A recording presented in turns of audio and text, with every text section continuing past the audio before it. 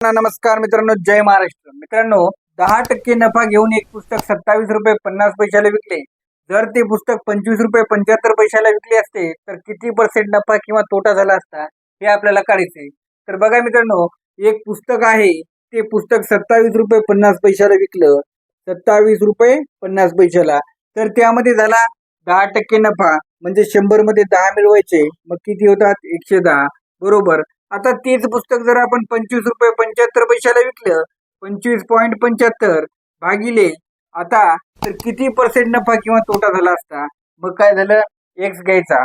मग बघा, एक्स बरोबर काय येईल? 25.75 गुणिले 110 भागिले 27.50.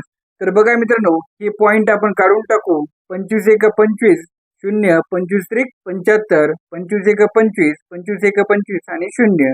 तर बघा, एक्स बरोबर 103. आता बघा, हे 110 कॅन्सल होतील, म्हणजे एक्स बरोबर किती येईल? 103 येईल. म्हणजे मित्रांनो, यामध्ये आपल्याला 3% काय होईल? नफा होईल. जर 100च्या वरी व्हॅल्यू आली तर 100च्या वरची जेवढी व्हॅल्यू आहे ती नफा असेल, आणि 100च्या खाली असेल, जेवढी खाली असेल तेवढा आपला ते तोटा असेल.